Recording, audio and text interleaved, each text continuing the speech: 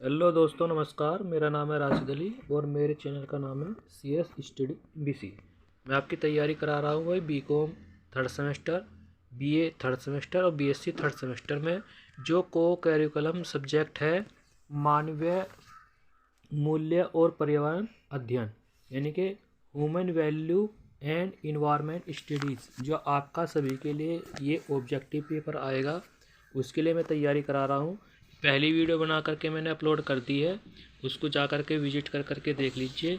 अगर आपने चैनल को सब्सक्राइब नहीं किया तो वह चैनल को ज़रूर सब्सक्राइब कर लीजिए। आगे की नेक्स्ट क्वेश्चन आपके लिए प्रस्तुत है। क्वेश्चन नंबर 46, प्रवृत्ति विश्लेषण एक डैश डैश है। तो ऑप्शन ए है पूर्वानुमान तकनीक, ऑप्शन बी है कौशल सूची, ऑप्शन सी है नौकरी विश्लेषण तकनीक और ऑप्शन डी है मार्कोव विश्लेषण। तो इसमें भाई आपका आंसर ए हो जाएगा पूर्वानुमान तकनीक। जो प्रवृत्ति विश्लेषण है वो पूर्वानुमान तकनीक है। ठीक है भाई। क्वेश्चन नंबर 47, विशिष्ट नौकरी के कर्तव्यों और जिम्मेदारियों के तथ्यात्मक विवरण को डैश डैश के रूप में जाना जाता है। ऑप्शन ए है नौकरी का विवरण, ऑप्शन बी है नौकरी विनिर्देश, ऑप्शन सी है नौकरी विश्लेषण और ऑप्शन डी है नौकरी का मूल्यांकन। तो इसमें भाई आपका ऑप्शन ए राइट हो जाएगा, नौकरी का विवरण। ठीक है भाई। क्वेश्चन नंबर 48, क्वेश्चन नंबर 48 है जापानी प्रबंधन में कर्मचारियों का कैरियर पथ गैर विशिष्ट है, क्यों? तो इसका भाई आंसर जो हो जाएगा वो आंसर हो जाएगा इसका सी। ठीक है भाई। क्वेश्चन नंबर 48 का आंसर हो जाएगा सी। क्वेश्चन नंबर 49, किसने कहा है कि HRM एक शॉर्ट सौदा नहीं है?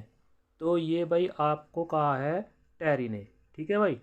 टेरी ने कहा है कि HRM एक शॉर्ट सौदा नहीं है।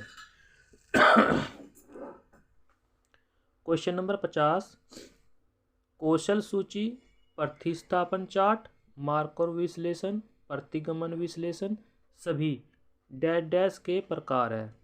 तो ऑप्शन ए है अतिरिक्त योजना, ऑप्शन बी है प्रशिक्षण योजना, ऑप्शन सी है अवधारणा योजना और ऑप्शन डी है पूर्वानुमान विधि। तो क्वेश्चन नंबर 50 का जो आंसर है वो हो जाएगा आपका डी, पूर्वानुमान विधि। ठीक है भाई। क्वेश्चन नंबर 51, ट्रेड यूनियन और कर्मचारी संघ कोमा औद्योगिक संबंध कोमा कर्मचारी भागीदारी और सशक्तिकरण एक प्रबंधक के खरीद कार्य है जो डैश डैश के अंतर्गत आता है। ऑप्शन है इसमें भाई एकीकरण समारोह, ऑप्शन बी है खरीद समारोह, ऑप्शन सी है विकास कार्य और ऑप्शन डी है व्यवहार समारोह। तो इसमें भाई आपका ऑप्शन ए राइट हो जाएगा, एकीकरण समारोह। ठीक है भाई। क्वेश्चन नंबर 52, गुणवत्ता में सुधार डैश डैश है। तो गुणवत्ता में सुधार है वो किसके अनुसार है? ऑप्शन पढ़ लेते हैं भाई। ऑप्शन ए है एक टीम का प्रयास, ऑप्शन बी गुणवत्ता निरीक्षक द्वारा हासिल किया गया, ऑप्शन सी शून्य चीज़ें गलत हो गई और ऑप्शन डी है कठिन नौकरी और संभव नहीं है। क्वेश्चन नंबर 52 का आंसर हो जाएगा बी। ठीक है भाई, गुणवत्ता निरीक्षक द्वारा हासिल किया गया है। क्वेश्चन नंबर 53, एक इकाई या संयंत्र में काम करने वाला एक कर्मचारी जो उस देश का नागरिक नहीं है जिसमें इकाई या संयंत्र स्थित है, लेकिन देश का एक नागरिक है जिसमें संगठन का मुख्यालय है, को डैश डैश कहा जाएगा।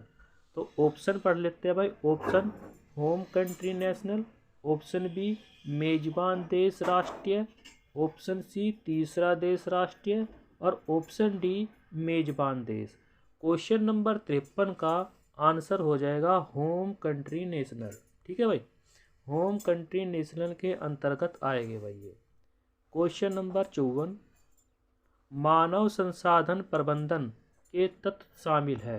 तो कौन कौन से तत्व शामिल है क्वेश्चन नंबर 54 का? ऑप्शन ए नियोजन, आयोजन और नियंत्रण। ऑप्शन बी योजना, आयोजन और समन्वय। ऑप्शन सी अग्रणी, निर्देशन और समन्वय। और इसका ऑप्शन डी है ये सभी। क्वेश्चन नंबर 54 का आंसर भी डी हो जाएगा।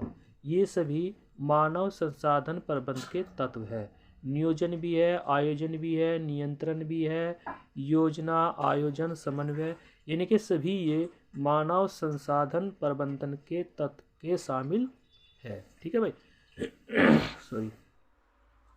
क्वेश्चन नंबर 55, वह प्रक्रिया जिसमें किसी नौकरी और उसकी आवश्यकताओं से संबंधित प्रासंगिक जानकारी व्यवस्थित रूप से खोजी जाती है और नोट की जाती है। ऑप्शन पढ़ लेते हैं भाई। ऑप्शन ए है नौकरी विश्लेषण, ऑप्शन बी है नौकरी विनिर्देश, ऑप्शन सी है नौकरी का वर्गीकरण और ऑप्शन डी है नौकरी का मूल्यांकन। क्वेश्चन नंबर 55 का आंसर हो जाएगा नौकरी विश्लेषण। ठीक है भाई, नौकरी विश्लेषण इसका आंसर हो जाएगा। क्वेश्चन नंबर 56, T&D कार्यक्रम में अनुक्रमकों के क्रम में कौन सी जोड़ी पहले और अंतिम चरण का प्रतिनिधित्व करती है? क्वेश्चन नंबर 56 का आंसर इसमें हो जाएगा ए D&D जरूरतों का निर्धारण और T&D कार्यक्रम का मूल्यांकन। ये इसमें आपका ऑप्शन पहला आ जाएगा। ठीक है भाई। क्वेश्चन नंबर 57, कैरियर विकास शामिल है।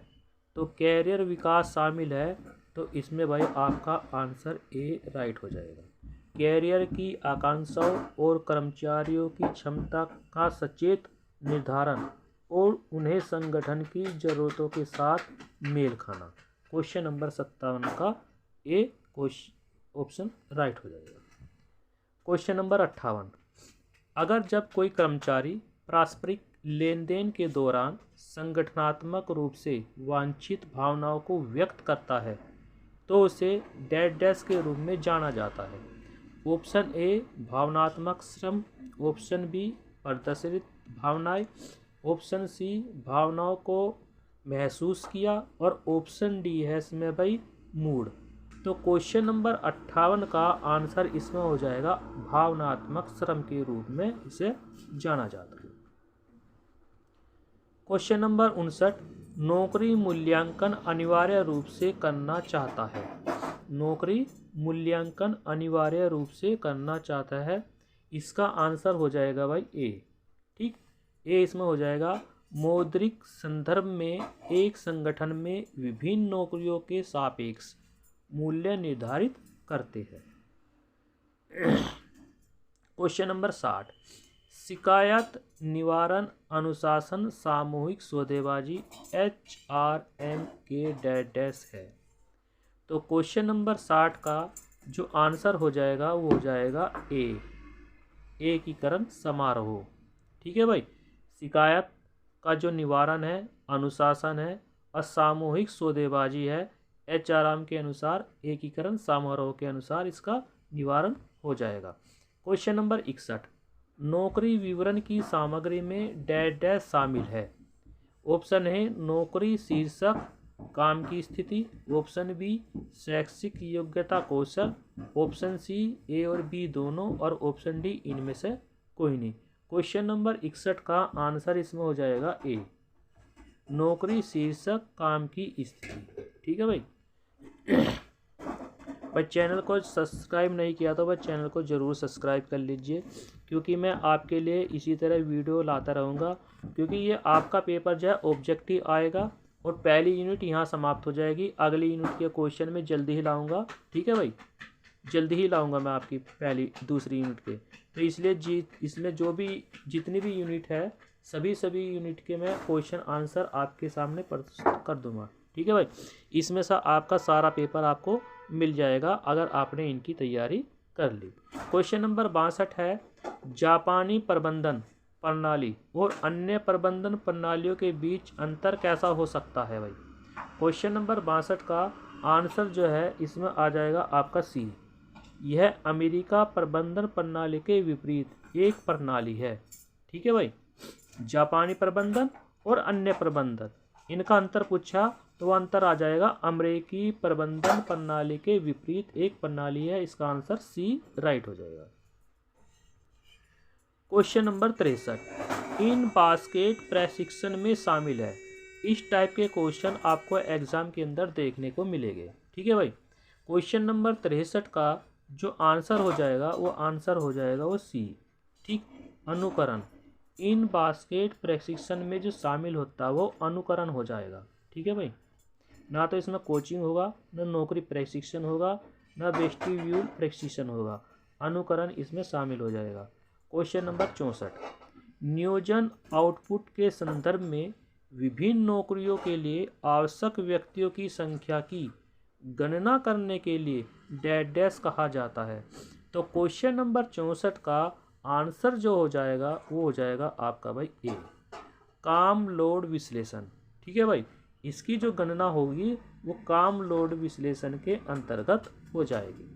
क्वेश्चन नंबर 65, भारतीय अर्थव्यवस्था की प्रगति के लिए HRM द्वारा तत्काल कार्रवाई की आवश्यकता वाली प्रमुख बाधाएं क्या है। क्वेश्चन नंबर 65 का जो इसमें आंसर हो जाएगा वो हो जाएगा आपका सी, बेरोजगारी और गरीबी। आज की जो अर्थव्यवस्था है भारत की, सबसे ज़्यादा अर्थव्यवस्था इसी पर डामाडोल है, क्योंकि भारत में सबसे ज़्यादा बेरोजगारी और भारत में सबसे ज़्यादा गरीबी है। ठीक, वैसे तो हमारा देश बहुत मतलब विकासशील है, पर आपको देखने को मिलेगा आज के वर्तमान समय में 2023 के अकॉर्डिंग बेरोजगारी बिल्कुल चरम पर है। ठीक है भाई। क्वेश्चन नंबर 66, आमतौर पर आधुनिक प्रबंधन सिद्धांत के जनक के रूप में किसे जाना जाता है। क्वेश्चन नंबर 66 है, वेरी वेरी इंपॉर्टेंट, बिल्कुल बहुत इंपॉर्टेंट क्वेश्चन है। ठीक है, और आपको एग्जाम के अंदर देखने को इसको ये मिलेगा। ठीक है भाई। ये इस तरह के क्वेश्चन आपको देखने को मिलेंगे। क्वेश्चन नंबर 66 का जो आंसर हो जाएगा वो हो जाएगा हेनरी फ्योल। हेनरी फ्योल आधुनिक प्रबंधन सिद्धांत के जनक या पिता के रूप में जाने जाते हैं। ठीक है भाई। क्वेश्चन इस तरह भी पूछ सकता है कि आधुनिक प्रबंधन सिद्धांत के पिता कौन है, तो वो हेनरी फ्योल आ जाएंगे। ठीक है भाई। हेनरी फ्योल जो है वो आधुनिक सिद्धांत के प्रबंधक के रूप में HRM के रूप में जाने जाते हैं। ठीक है भाई।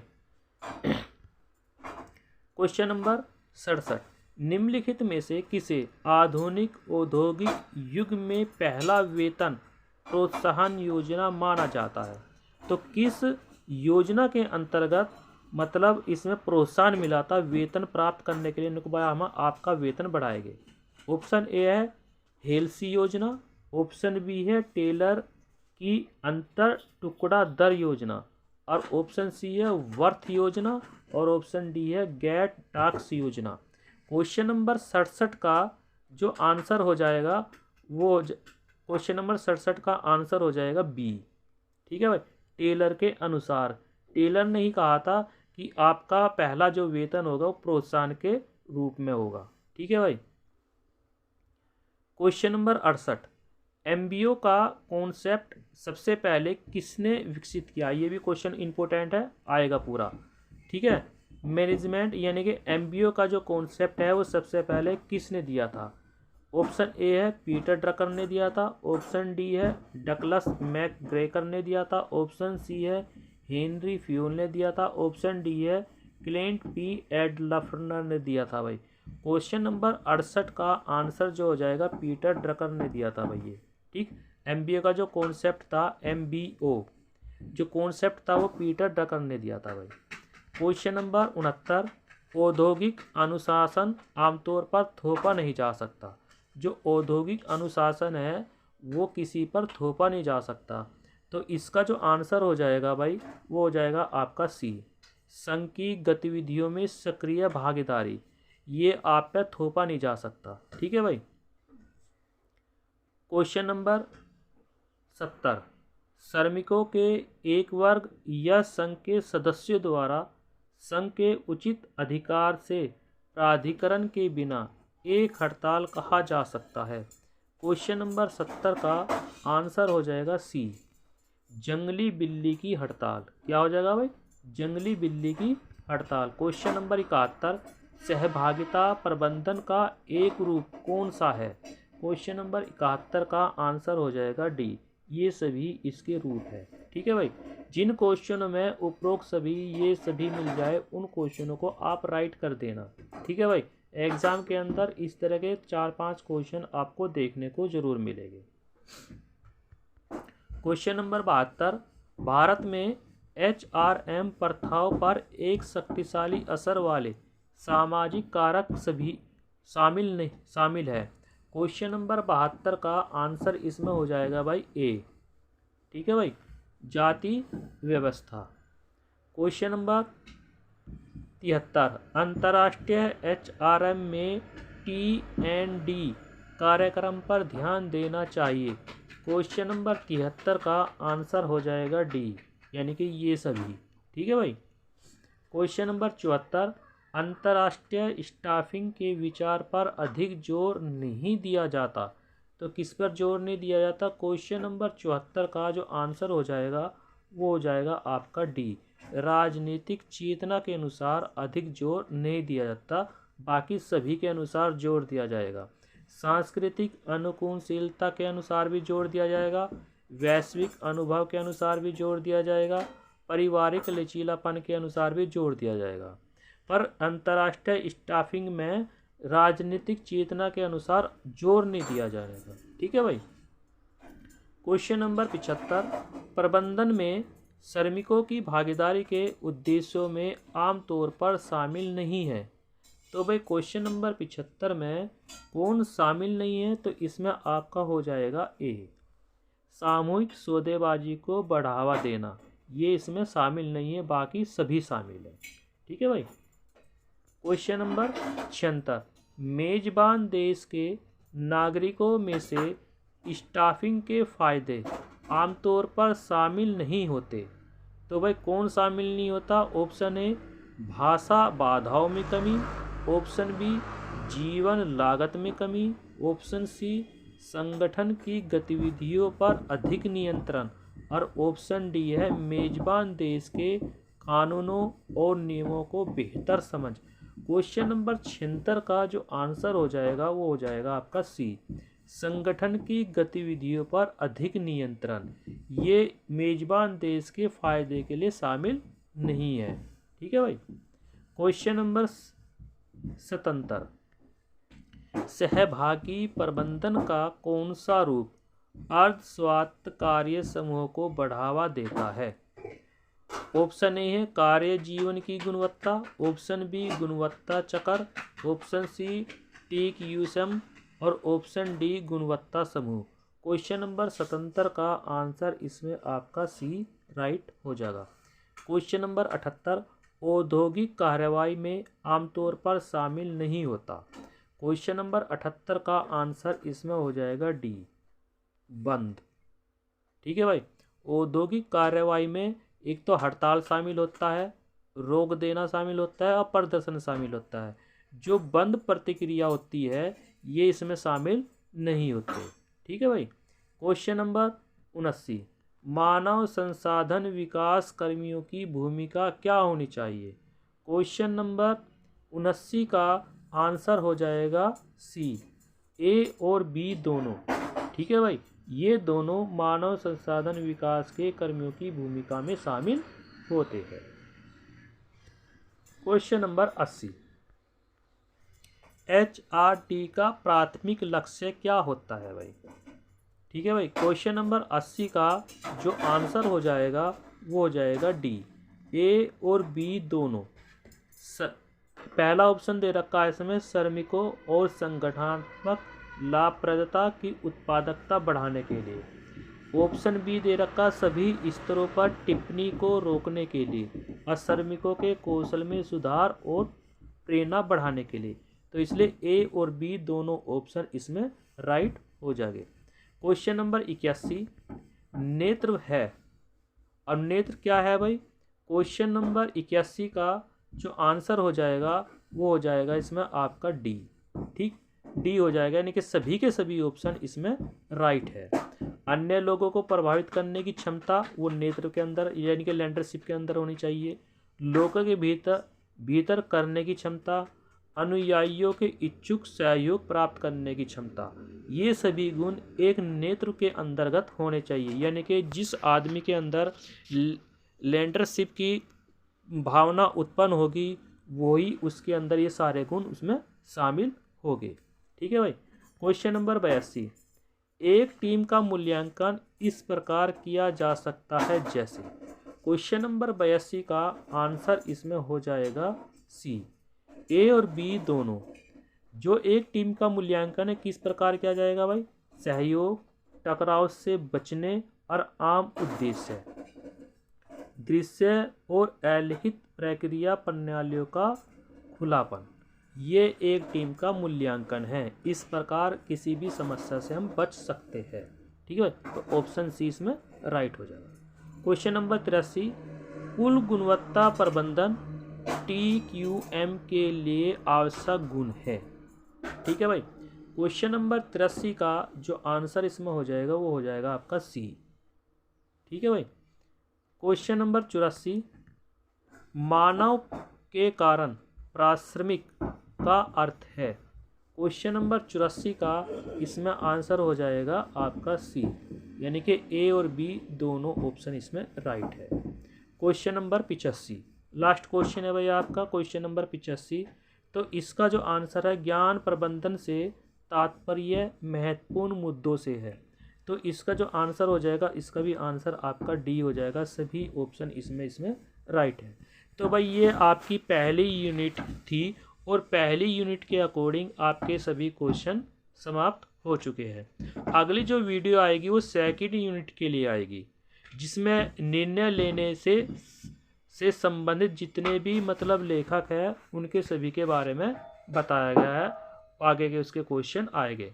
पहली वीडियो और ये दूसरी वीडियो ये है फर्स्ट यूनिट के लिए, और सेकंड यूनिट जल्दी ही आएगी। ठीक है भाई। तो इसलिए आपसे गुजारिश है भाई, आप ज़्यादा से ज़्यादा चैनल को सब्सक्राइब कर लीजिए। इस तरह मैं आपके BCom थर्ड सेमेस्टर और BA थर्ड सेमेस्टर और BSc थर्ड सेमेस्टर जो ऑब्जेक्टिव पेपर है आपका human value and environment studies के तैयारी में आपको अपने चैनल के माध्यम से करा रहा हूँ। ठीक है भाई। थैंक यू, नमस्कार।